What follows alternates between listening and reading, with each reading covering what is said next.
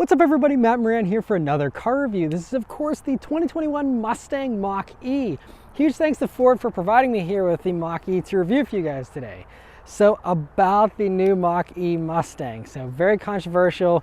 Me as a Mustang owner myself, didn't love the name, and now a year and a half later, the sting is a little less than it was before, but still, this is a very controversial car, but I think that objectively it is a very good looking car. I think it looks really cool, and we can just kind of put the Mustang name and compartmentalize that and then just focus on this being called the Mach-E. And as a Mach-E, I think this thing looks awesome. It's very futuristic looking, and I do really like a lot of the Mustang components they have as far as the styling here. Aside from the badging and stuff, just the muscular front end you have here on this vehicle. It's smoothed over, of course, here for an electric vehicle, so you don't have a traditional grille. That's all blocked off and everything, but you have a little bit of a reminiscent of the tri-bar taillights here in the headlights, and it's kind of a fresh take on what you get on a current generation two-door Mustang, but I think is a very Mustang inspired look and looks cool. And I especially love this hood. It really doesn't come out in pictures very well, but it's so curvaceous and really gives you these like bulging fenders up front here, and you have these nice little like power domes almost here in the middle of the hood that kind of rise up, and that is very reminiscent of, again, the two-door Mustang. And so it's a very cool look the way that's set up, and there are also sequential lights there in the front, so whenever you approach the vehicle or lock it or unlock it, those lights will illuminate in a sequential fashion, and so that's a very cool touch. And then coming down to the sides of the vehicle here, so this one has 18-inch wheels. They're skinnier little tires here. They use those primarily for better electric range here, and so that's kind of part of the whole thing with this premium version is maximizing the range. The GT versions are going to have wider tires, and that'll kind of put range on the back burner a little bit and prioritize performance in those. But here in the premium, they're still trying to do a nice blend of performance and that range, and so that's why we have these skinnier wheels. But they're still really nice looking wheels on the premium versions here. These are 19-inch wheels still too, so nothing too small. They look really sharp. And I especially also love this white paint in the sunlight here. It's called Star White, and it looks really, really cool. And that contrasting with the black painted trim around the wheel wells and the side skirts here, and also on the roof, it's a very cool touch. And that's also another thing, when you look at this roof line, they kind of trick you into thinking it's lower than it is, because you can see the white coloring or the body coloring of the vehicle, kind of drops down. Then you see you have a couple extra inches there of actual roof line that they kind of hide with the black paint there. And so it kind of gives this a more coupe-like shape than it actually has, but that certainly does help with rear headroom there, since this is, again, a four-door vehicle and is supposed to be a lot more usable than the two-door Mustang. And so it's a very clever little trick, and I think it's very unique and something you haven't really seen in other vehicles in this segment or anywhere, honestly. And I think that's very well done, very cool. I also love the rear quarter panels here on the Mach-E. They really actually remind me of the current generation two-door Mustang again, and again adds more of that muscular look to this vehicle. It's also very streamlined here, since you don't have door handles. They've completely shaved the sides here, and it gives it a much more futuristic look. So you have little buttons there, and that's how you open the doors. And here on the front doors, you have a little bit of a notch that it stands out there to allow you to pull those out. But on the back there, you just press the button and wait for it to pop an inch or so, and then you slide your hand in there, and that's how you open that up for those rear doors there. So a very unique thing, and again, a totally new take that's different than what you see on any other vehicle that's trying to be futuristic these days. To truly remove the door handles is a bold move, but I think Ford did it very well. Going out to the back of the Mach-E here, again, I think they did a really good job on it. I think that the tri-bar taillights look very cool, but it is a fresh take. It isn't just copy and pasting taillights from the two-door Mustang. It has its own unique take with a little bit of a ripple there in the middle of the tri-bar, and then of course you have the line that extends out, and I love that they're sequential taillights. And it's also interesting that they're clear. That's an interesting take. It would have been cool to see what they look like with red taillights, but I think the clear fits the more futuristic vibe of this car as well. And I also like other little Mustang inspired touches here, like in the lower rear bumper. You can see that they still have a middle mounted reverse light there. That's something that's shared with the two-door version. Of course, you have no exhaust tips here on this electric vehicle, but overall, the vehicle is actually kind of interesting with proportions, by the way, because it's about 3 inches shorter than an actual two-door Mustang. So it's not super long, but it still has this presence to it. And I think part of that is because of this 10-inch longer wheelbase you have over a regular two-door Mustang. And so that's really what's going to give you those exaggerated proportions and the very short overhang trims here, which is a stark contrast from, of course, the traditional Mustang. But overall, I think they knocked it out of the park as far as the styling here for the Mach-E. Still wish they would have named it, you know, Thunderbird or Thunderbolt or, you know, Galaxy or something like that. They had so many awesome names. Lightning would be another one I would have loved to see. But even as it sits here, I love the Mustang inspiration, and yeah, I think the Mach-E looks really cool. All right, so start up and go for a drive. The Mach-E here has several different ways to have a key. So there is a physical key they give you. Unfortunately, even though they took the Mustang name, they did not take the Mustang key. So you just have this basic Ford key with just plastic buttons on the back, which is kind of disappointing because I have like my Mustang key here. Looks much cooler, and you have metal buttons on the back of it. So you took the Mustang name, but you didn't take the nicer key. Kind of surprising there, but they really don't want you to use the key, it seems, because the focus is on having your phone as the key. You can pair it up and it will communicate with the car and use that. There's also a keypad on the outside of the vehicle here, so if you don't want to have any key whatsoever, you can punch in the key code there to get into the vehicle and then put in a pin, and then that will allow you to start and drive the vehicle. So those are the multiple ways you can you know, get in this vehicle and get it moving. But I'm a traditionalist. I like having a key, and I wish they would have made the key a little bit nicer, but it still does the same thing. And of course is keyless access, keyless entry, and push button start here with the you know, normal key fob. So you just leave the key in your pocket, hit the power start button here with your foot on the brake, and it comes right on. And it's totally silent, of course. It does do a little chime there, but that's about it. But yeah, and all these screens come to life and does this little animation for you, which is a very cool little entrance sound and look. Also, if you're curious to hear about the interior in the Mach-E, my wife and I actually just did a full in-depth interior review on this vehicle, so I'll link that above. You can go watch that if you want to hear all our thoughts on this interior. It is totally different than any other Ford. It is very bold and different and very cool and very unlike any other Mustang either. So it doesn't really have any Mustang cues to it, but it's very cool in here. And so yeah, definitely go check out that video for all the details on this interior. All right, so setting off here in the Mustang Mach-E. So yeah, it's a very interesting experience. Of course, totally silent. If you're used to electric vehicles, this isn't anything new. But if you're not used to electric vehicles, you know, it's pretty wild experience just to be coasting along here in complete silence.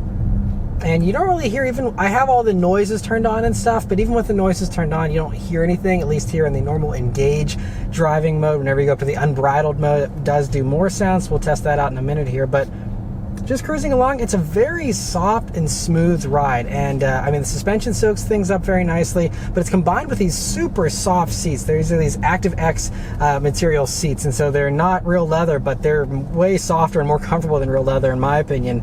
And these seats they rival the Tesla seats. The Model 3 seats were very impressive with just how like marshmallowy soft those seats were, and these are right up there with those and just as comfortable in my opinion. I love these seats. They'll be so comfortable for long drives, I'm sure. Visibility is also excellent here in the Mach-E. That is another thing. You have a nice low dashboard, a stark contrast from normal Mustangs, honestly. Excellent view forward. You know, the hood drops down pretty low, but you still see the ridges of the hood, so you still get that excitement from the behind the wheel here. But you know, nice thin A-pillars, good view out of the sides. View out of the back is also very good. It has a little cut there towards the top, so you actually get a little bit extra visibility there.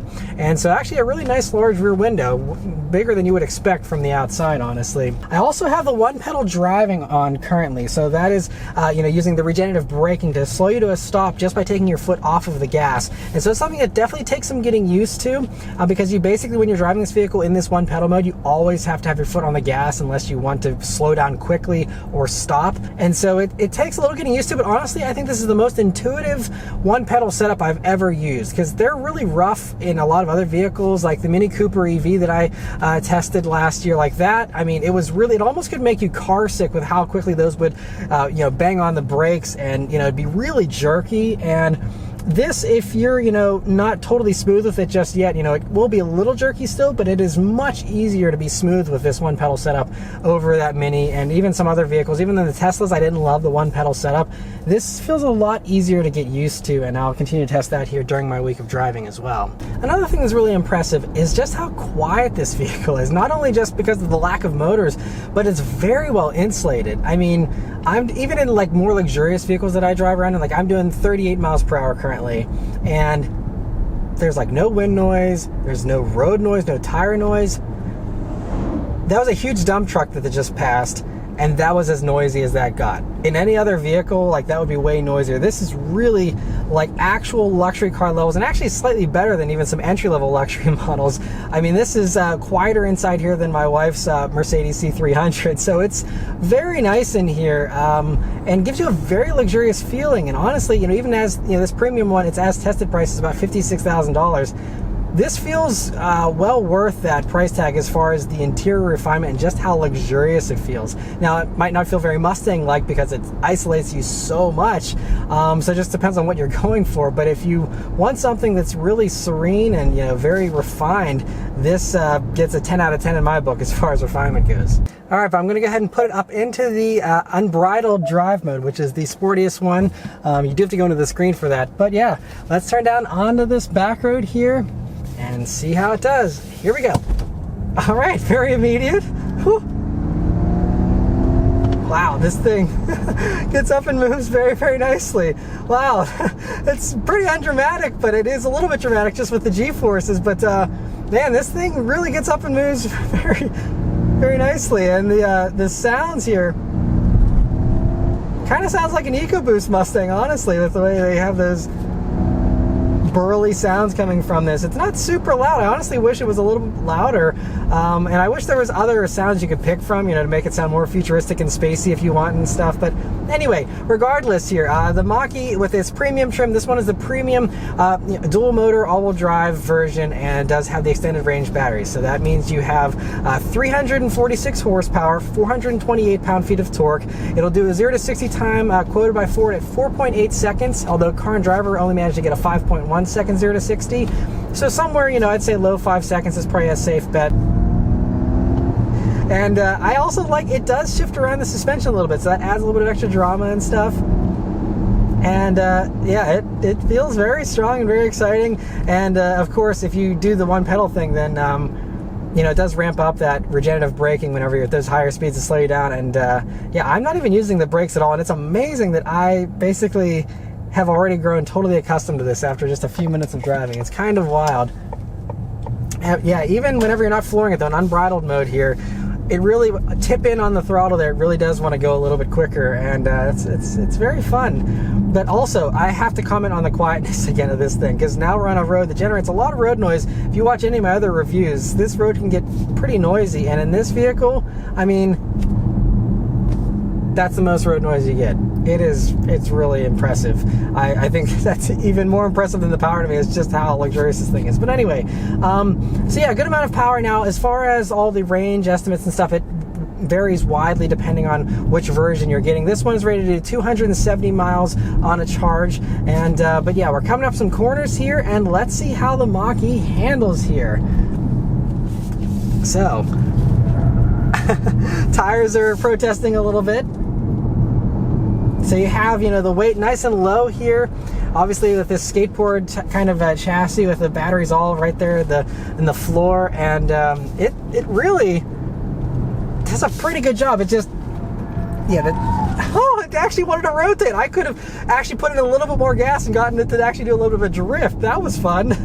I wasn't expecting that. It's lively. You know, it clearly has lower limits, so you can't go into this being super confident. You know, you kind of have to respect the limits that you have here, but it feels very willing and feels like it, you know, it wants to party, and I really like that. See, yeah, it doesn't really understeer very much. It kind of, you know, gets more neutral once you're starting to push it a little bit more. And then with this electric powertrain, of course, you can power out of a corner really well.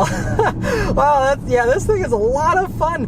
It's pretty good. Honestly, this is better than I was expecting, considering 225 wide, just normal Primacy Michelin all-season tires. It would have been nice here if they at least did some type of like Michelin, you know, Pilot Sport all-season, considering it is a Mustang after all. But, you know, instead we have, you know, the Primacies here. But, you know, it allows it to slide around a little bit, and I'm not opposed to that. I had a Subaru BRZ for many years, which also had these very slippery tires on it, and, you know, having that slidey effect is very fun. So, not too upset about that. Obviously, if you want to upgrade tires, you can very easily upgrade tires and sacrifice the range on your own. and you know, have some better grip there. But I'm also pretty impressed because these things are heavy. This one, as tested, weighs about 4,856 pounds. According to Car and Driver, they put it on their scales for an identical premium version like this. And that is actually about 1,000 pounds, almost exactly heavier than my Mustang Bullitt. My 2019 Mustang Bullitt with a V8 engine and all that stuff. And this is 1,000 pounds heavier. Does it feel 1,000 pounds heavier? No, I don't think so. As far as like seat of the pants type of feeling, it really doesn't feel much more than like a 4,000 pound vehicle or something. It doesn't feel light, but it doesn't feel like the weight holds you back. Aside from, again, the tires, which are clearly struggling to deal with that weight a little bit more with all these screeching and stuff. But you know, from the seat of your pants here, it doesn't feel like the weight, like it feels lethargic or, you know, unathletic or anything. It feels like it's, again, very eager, very ready to go at all times. And yeah, I'm really liking the way this thing handles. And again, this is just the starting point. We do know there's the GT version, and those are going to have 245 wide tires, so that'll give you a little bit more meat on those tires, so you can have better handling and sportier tires in those, as well as the additional acceleration and stuff. And if you're an enthusiast, that might be the one to wait for. But if you know it's a little bit out of your price range, or if you don't need all that acceleration, you know, 3.5 seconds or to 60s and stuff, you know, I think that this would be totally fine and something that, you know, you'd be more than happy still as an enthusiast. Again, as a Mustang Bullitt owner, you know, this would be a really fun daily driver. It wouldn't replace my Mustang Bullitt, not in a million years, but, you know, it could be a very fun daily driver, and you have, you know, plenty of power, plenty of excitement here, but yet you still have, you know, this new electric powertrain, and it's a very cool thing. And honestly, it feels faster than 346 horsepower as well. So, you know, don't let that discourage you, especially off the line. It feels a lot punchier. But do another little acceleration here. Oh, that's fun. Another fun thing about this that is a stark contrast from my Mustang Bullitt is you can go full throttle in this thing and not alert everyone within a 1 mile radius of you, and so it's a little more low profile. You can sneak in some accelerations and not look like a menace on the road. So that's fun as well. But yeah, this thing, oh, it's really exciting and fun. I'm like addicted to like pushing this thing. It's just so much fun to step on this gas and just get that instant G. It's really, really cool. Now, getting back to the range stuff, like I said, 270 miles of range. It's an 88 kilowatt hour battery, usable battery in this vehicle, and so you know, it's a good sized battery pack, which is part of the reason why this is as heavy as it is. These do range, depending on which trim you get. You can get up to 305 miles of range in the rear-wheel drive California Route 1 version. That is the way you get the big battery but rear-wheel drive. That's a little bit less power, but that's the way you're going to get the most amount of range. You know, I think the 270 is pretty good. You can charge these pretty quickly as well. They say you can get a 52 mile charge in about 10 minutes is the peak charging rate. It'll do 150 kilowatt hour charging rate is its peak charging on a DC fast charger. This thing, it just makes me giggle just every time I step on it. And you might not even think I was even like pushing it hard. I was like half throttle, but it just, that instant thrust is just, it never gets old. So yeah, but that's, you know, the charging rates there. You can do I believe they said a 10 to 80% charge in about 45 minutes. And then once you go beyond 80% charge, it really takes forever to go that last 20%. So that's really the prime, is you're going to be playing with the 10 to 80% for your battery levels there most of the time, unless, you know, you're plugging it at home and it can trickle charge overnight. So I will of course be driving this vehicle for a week. I will be plugging it in and stuff, but I'll also you know, test out, you know, how it charges and stuff, and see, you know, just how well it does. Now, what I've seen with my colleague Alex on Autos, who has one of these currently and owns one currently, from his experiences, it seems like the range estimates are pretty pessimistic actually, and so this will err on the side of caution as far as range estimates and all that. But it actually seems to be able to do more range than it even claims most of the time. And so they kind of underrate it versus like Tesla and others, where they really try and stretch and give you a really big number to really impress you. This in the real world might actually do better than you know, what they're rating. All right, so now we're out on the highway, and I have the adaptive cruise control system on with the lane keeping assist on, and so this does actually do a lot of the steering for you. Now, you still have to have your hands on the wheel and be doing the steering as well, but I kind of have my hands just hovering here, and I just went around that corner there, and it actually handled it very, very well. It's doing a pretty good job. Obviously, once you change lanes and stuff, you do have to take control again. It does not do automated lane changes yet. It does have this driver monitoring system. That's what this bar is behind the steering wheel here. And so later on, this will be upgraded in order to have a hands-free driving experience, much like they're going to be offering in the F-150 here, later on this year. And so that will allow you to have, a very Tesla-like experience, although this will actually be monitoring the driver, unlike the Teslas, and give you a safer hands-free driving experience that actually holds the driver accountable, which will be great. But, so we're going around these corners here, and it's doing a very good job. I noticed with the F-150, and I'm noticing with this system as well, it slightly favors the shoulder side of the road, which I personally do as well when I drive, so I like that about it, but it isn't always 100% centered in the middle of the lane. Sometimes it will be on, one side of the lane or the other, but it really isn't making me too nervous. It's very assertive with its steering. It isn't waiting around or being weird with the steering or wandering or anything. It's doing a very good job of driving very similarly to how I would be driving. And so even with this road, it's kind of paved weirdly, so you have these extra little lines and stuff. It doesn't seem to be throwing off this system at all. Yeah, this system is fantastic. I would say that it is right up there with some of the best lane keeping systems out there, just in general cars. And yeah, I'm very impressed with the way this steers. It does a very good job. Well worth having that extra feature here to have that steering assist, because it does a really good job and really will take a lot of fatigue out of long highway trips and stuff. If you have this doing all the micro adjustments for you, of course, again, you still have to stay alert and stuff, but it does do a good job. And even whenever I did a pass earlier, it really wants to jump out and, kind of, pass the person quickly and give you that little boost, instead of some other vehicles will like sit in the left lane and, think about it for a second before they finally start accelerating. There wasn't any delay there, so I really like that. I will, of course, continue to test that as well here during my week of driving. But yeah, so anyway, thanks to Ford, I'm going to have the Mach-E here for an entire week, so I'm going to drive around all over the place. Then I'll come back and give you guys all of my updated impressions on what it's like to live with a Mach-E, as well as talking about, what it's like to charge, how well it's been using the battery and all that, as well as my thoughts on the pricing and its competition. Alright, so I've been driving the Mach-E here for a week, and it's been a very interesting week. It's really interesting how much more I've grown to like it over the course of the week, and it really has grown on me a lot. But there's been a lot of just interesting insight that I've gathered here in the past week that you really don't get on a first drive, that it just kind of gave me a little bit of a better idea of what it's like to live with a Mach-E.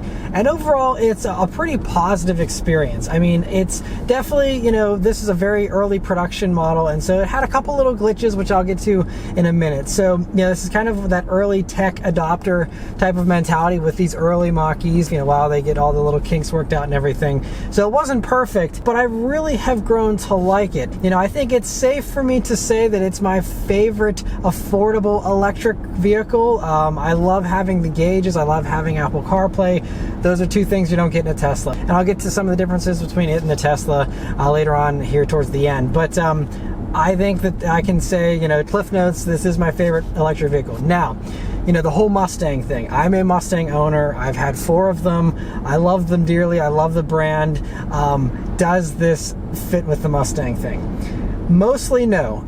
So this one with these skinny tires, it does have one trait that resembles my Mustang Bullitt, and that is that it actually will kick the back end out a decent bit. If you're, turning around a 90-degree corner or something like that, and you give it a little bit of gas, it actually slid on me multiple times, and you can actually provoke a little bit of like power oversteer in this, I noticed, even on dry roads. And so, this is the all-wheel drive version as well. If you go for a rear-wheel drive version, you'll have a little bit less power, but you might even have a little bit more of that.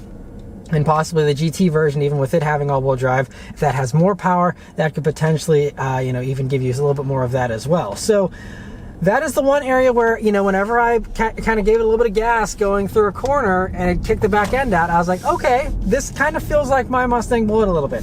But that is where the similarities end. Of course, obviously this is, basically silent. You have the short-footed all-wheel drive traction most of the time. You're sitting up high. You're in a 4-door, crossover type thing, even though the ground clearance is basically the same as actually a normal 2-door Mustang. It just, it's a totally different feeling. So no, this does not feel like a Mustang at all. It feels a little bit rear-wheel drive-like, but that isn't necessarily only a Mustang trait. That's just, you know, a little bit of a sportier character to the Mach-E. And so that is nice. They give that little extra dose of sportiness and edginess, I guess. But no, it doesn't feel anything like a Mustang, aside from staring at the badges and staring at the lights and stuff, which, you know, reinforce this is a Mustang. I think that they could do a few little tweaks to make it feel a little more Mustang-like. I think they could have, like, maybe, for example, a little bit more sound. That is one thing, you know, you do get a little bit more sound in the unbridled mode, but it still is even way quieter than the sound you get pumped in from an EcoBoost Mustang. And, you know, they could have amped up the sound. They could have amped up the drama, I think, a little bit more. And maybe that's what the GT version is for, and that will kind of give me that little bit of extra excitement that I'm looking for. I mean, power is plentiful. It feels great. I really, really like it. And like I said, every time I hopped in this thing, I really enjoyed it. I did feel a little bit bad because I had this parked in the garage right next to my Mustang Bullitt, and I kind of felt like Andy in Toy Story picking Buzz to play with over Woody every time I went to the garage and hopped in this instead of my Bullitt. But, you know, it was a lot of fun, and it also got a lot of attention. There was one person that saw me park at the grocery store and followed me in and was like, "Is that the Mach-E? I really love it. Like, awesome, man." Like, you know, and was really, like, everyone loved it. No one gave me any backlash. No one gave me a thumbs down or anything. So, I mean, this is another case of where the internet might hate something, but in the real world, everyone's impressed. I was also hanging out at a Krispy Kreme, just having some donuts, you know, outside of the vehicle there. Someone pulled up also and was like, "Whoa, it's a Mustang," and they didn't even know about the Mach-E. They were still very impressed with it, thought it was super cool. You know, a lot of people think this looks a lot more expensive than it is, you know, because it looks so concept car-like and futuristic. And so, you know, it has a really positive vibe from everyone that sees it and checks it out. I mean, everyone loves this thing. So it is a very fun vehicle in that regard as well, because you turn heads. I mean, there's even, I was driving through a neighborhood and I just saw someone mouth, "Whoa, Mach-E," like, and then turn and look and stare. So it gets a lot of attention, even in this, you know, pretty bland white color. You know, it still gets a lot of eyeballs on it and stuff. So it does have some of that fun and special feeling to it. And like I said, it's an excellent electric vehicle. It just still doesn't have the character of an actual Mustang, in my opinion. But honestly, I think, you know, if I could justify a $56,000, you know, commuter vehicle, and I didn't want to commute in my Bullitt, if I sat in lots of stop and go traffic or something, this could be a really great alternative. Of course, you save some money, of course, because it's cheaper to run electric vehicles over gas. You know, I mean, charging is much, much cheaper and stuff. So, you know, it has a lot of those cool things going for it. And, you know, I would certainly consider owning one of these as an additional vehicle, you know, down the road or something, especially, you know, depending on how incentives and stuff go. I'll get to pricing in a little bit. But otherwise, I also do want to mention the few little quirks of this vehicle that I didn't love in my week with it. So the main thing is that the range estimates can be a bit wonky, and that was one of my main complaints, is that it was kind of all over the place. There was times where I would charge it, and even charge it to 100%, but it would still only tell me I was at like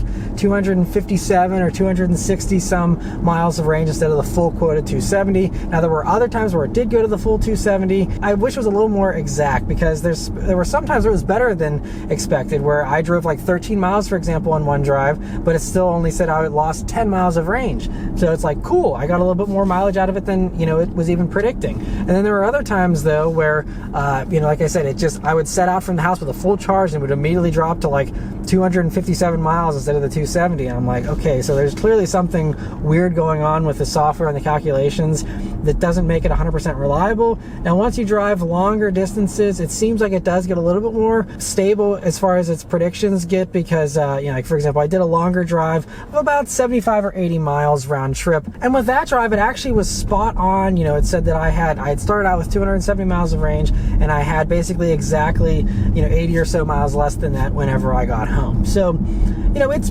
pretty accurate. You know, it's within a few miles, and we're not talking about huge range discrepancies, but, you know, it's just a little bit odd. And there's just sometimes where it was like, you know, like, why would it not be showing me 270 miles of range when I'm at 100% battery capacity? Speaking of charging, I did not try out the charge networks or anything like that. I just charged it at home on the Ford supply charger, because I didn't drive massive distances that I needed to hurry up and recharge, you know, 80% in 15 minutes or something. You know, I didn't have to have any kind of time crunch, so I just plugged it in every night before I went to bed.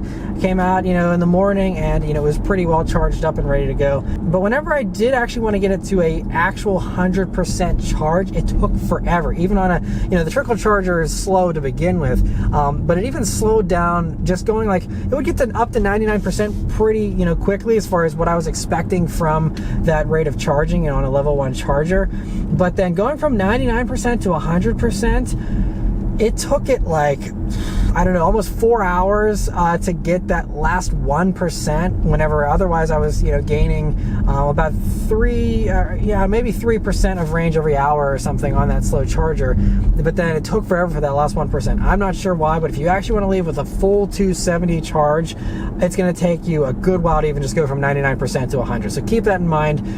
But it will, show me that actual 270 quoted range, and stay faithful to that whenever you do actually take the time to charge it up all the way. In addition to the charging wonkiness, I also did have one time where it actually wouldn't charge on me. It was a simple thing as far as fixing it. All I had to do was turn the vehicle on and turn it back off again, and then it would accept the charge. So it's the typical electronics thing of you turn it off and back on again and it works. But it was just not accepting a charge, and that was the only thing that the issue was. So but things like that make you a little bit nervous about the reliability of this down the road. I wish it wasn't as glitchy as it is, but they're very minor things. Again, all I had to do was power cycle it and it was good, and everything else is very minor issues. So not a big deal, but just one thing that makes you a little bit nervous down the road, that you'll have issues. And there have been some other recalls and things for these, and they're going to continue to improve them as time goes on here. But just keep in mind, if you buy one of these early versions, you're probably going to have a few little teething problems, but overall it seems to be pretty solid. The other issue that I did have, though, was the wireless Apple CarPlay, which is something that other people that have driven this vehicle, like my colleague Sophion of Redline Reviews, he had the same exact Mach-E. It was also giving him issues about a month and a half ago. I was hoping maybe there'd be a software update to make it a little bit more reliable, but it was very hit or miss. There were some days where the wireless CarPlay did work.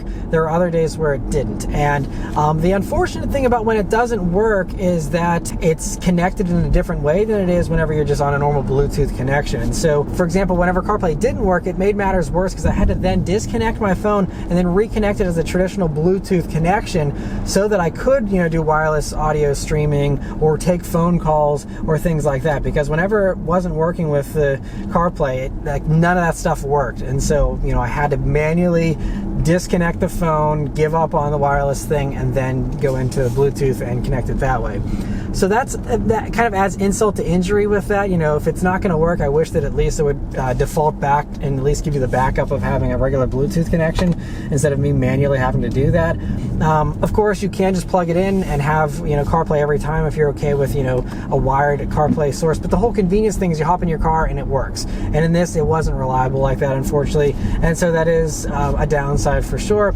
But that is something that will hopefully be fixed with some type of software update. One other little interesting thing that I noted is that it was really nice to have the different drive modes, because Engage is great, but like my wife currently is very pregnant and she wants the car to be as smooth as possible, and so I actually put it into that whisper mode, and that kind of nicely dulls the throttle response, and it also makes the one pedal driving smoother as well, which I actually preferred the one pedal driving, by the way. I did test it out for a day without the one pedal drive, and it just using the normal brakes, one felt less efficient because I felt like I wasn't regenerating as much as I was on the one pedal drive, but also it's just the one pedal driving in this vehicle is so well done that it's fine. It's kind of nice to have a little bit of a coasting ability because, for example, you can just, without the one pedal drive thing, you can put it in reverse and just let your foot off the brake and it will actually coast like a normal gasoline vehicle. And I liked that. It made reversing a little bit smoother than trying to finesse my throttle application in reverse. There was a little bit of an adjustment period there, but in the whisper mode, it was even easier to use the one pedal drive, and it made this a lot more smooth, because there were a few times, especially whenever you're coming to a full stop, where whenever you accelerate, you feel a clutch pack engaging, and it's a little bit of a jerk whenever it engages still. And so it's not the smoothest electric powertrain from a stop, but once you're up and rolling, it's totally fine. But that was just one thing that also was kind of smoothed out a little bit in that whisper mode. So if you are wondering why there's not quite as much of a smooth acceleration from a stop, maybe try out that whisper mode. That'll make it a little bit better for you. But Yeah, so I like those drive modes. The one pedal driving, though, I really got so used to it. I really loved it, and I think it does kind of help a little bit maybe with the range, because again, you're regenerating a little bit more than you are if you're using the friction brakes, which were a little bit tricky to be smooth with, but it wasn't too bad. And you know, I was able to get used to that even without the one pedal driving on. But I just preferred the one pedal. I thought it was, like I said, I think they've just done the best application of one pedal drive experience I've ever tested in an electric vehicle. So I really like that. Speaking of efficiency, though, you know, one thing here to note is the MPGe of the Mach-E. So it'll get 96 MPGe in the city and 84 on the highway. I didn't really have any way to test that. You know, I can go up here into my trip information and pull up, you know, how it was doing for me. So over my driving here, I did do a good amount of driving. So on my trip here, I did 230 miles of driving total in my week here, and it's saying that my consumption has been 3.1 miles per kilowatt hour. So that's kind of Greek to me. I'm not an electric vehicle expert, but for those curious what my efficiency was, there you have it. And it's really nice how it breaks it all down as far as where your energy actually went to, so that you know if there's anything you can improve. It does give you a driving score you can improve if you want to try and maximize your efficiency. But you know, I think it was pretty efficient, and like I said, it lived up to those range estimates most of the time, give or take a few miles, and did a really good job with that. And I really like how it's also the usable range, and the battery pack that it's displaying and the range it's displaying is the usable range. Because that's one thing, with the Tesla. I rented a Tesla Model S about 1.5 years ago, and that, they advertise, for example, the Model Y advertises, about 46 more miles of range than the Mach-E. And when you cross-shopping, you're like, wow, well, the Tesla can go farther. But that's not really true in reality, because Tesla allows you to use the entire battery, but then they scold you if you go over like 90% charge or 95% charge, and they also start freaking out whenever you go under like a 15% charge. And so they essentially, even though they don't technically lock you out of that battery, and yes, if you are not worried about your battery life and you're not worried about the car scolding you and yelling at you every time you go out of those ranges, you technically, yes, you can use that extra 46 miles, but for the battery health, you really shouldn't. And so if you're actually minding the battery and stuff, I think that in reality, a Model Y long range is going to have basically the same usable range as this, of about 270 miles or so, again, give or take a few miles. But that's just an important thing to know whenever you are cross-shopping these vehicles. And that's really the last thing to mention here, is the pricing of this and how it compares to its competitors. And the Model Y is the main competitor. I haven't driven a Model Y. I have reviewed a Model S and the Model 3. And the 3 is very similar to the Y as far as the platform and all that kind of stuff. And I was very impressed with the 3. It was super fast. The one that I reviewed was the performance version that Sophian from Berlin Reviews used to have, and it was a very, very sweet vehicle. But again, you don't have any gauges, you don't have CarPlay, and those are two things that I really do like having. And I think not having those things potentially could be a deal breaker for me if I were interested in a Tesla. Again, that comes down to personal preference and stuff and what you can deal with and live with. But personally, I think those two things would honestly probably win me over already, in addition to the fact this looks way cooler. And also, it's important to note that pricing is very similar to the Model Y, but you don't get any kind of tax incentive. So, even though an advertised price for a Model Y, it will, they do come in similarly equipped for about $50,500. But at that $50,000 price tag, you don't get the enhanced autopilot, which gives you their adaptive cruise control system and all that. And so you're looking at 60 grand for that, versus with this, I have that adaptive cruise and all that stuff at this one's as tested price of about $57,000. Because theoretically, you're already coming in 3 grand under the Tesla if you're looking at truly a comparably equipped model. And then you add in that tax credit, and you're effectively looking at a vehicle that's in the high 40s, again, fully loaded, very nicely equipped. Now, if you don't need as much power as the Mach-E offers, you can also now get a Volkswagen ID4. Also looks a lot less cool than this, in my opinion, and it's also slower. You got about 45 less horsepower than you have in this. You also have much less range. I don't think it was officially EPA rated as of the time of me filming this, but in other people's testing, it seems to struggle to get even 200 miles of range. So you have a lot less range in the ID4. It does come in a little bit cheaper, and you do get the tax incentive, in the ID4 as well. But you know, you also, like I said, give up range, give up performance, and I think you have a less cool vehicle as well. And so, you know, I honestly, like, that's why, you know, coming back to what I was saying earlier, I think this is my favorite electric vehicle currently in an affordable price range, you know, excluding the Taycans and all that kind of stuff. But I think this is, you know, they did a really good job with this vehicle. They really came out swinging. And regardless of the name, I think it is a fantastic vehicle. And as an objective car reviewer and wearing that hat, this vehicle is fantastic. And even though I am irked by the Mustang name, that would not stop me from getting this vehicle if I could justify, you know, something in this price range and I needed a daily driver and I wanted something electric. You know, I still think that wouldn't prevent me. So, you know, don't let that Mustang name hold you up from enjoying a really impressive electric vehicle. It is very, very cool. I'm excited to hopefully test out the GT version, you know, maybe later this year and see how that extra performance changes the character of this vehicle. But overall, it's fantastic already. I've been very, very impressed with it. But yeah, so that's all of my thoughts here on the Mach-E. Let me know your thoughts in the comments below. Huge thanks to Ford for providing me here with the Mach-E to review for you guys today. And yeah, thank you guys very much for watching, and I'll see you on the next one. Take care.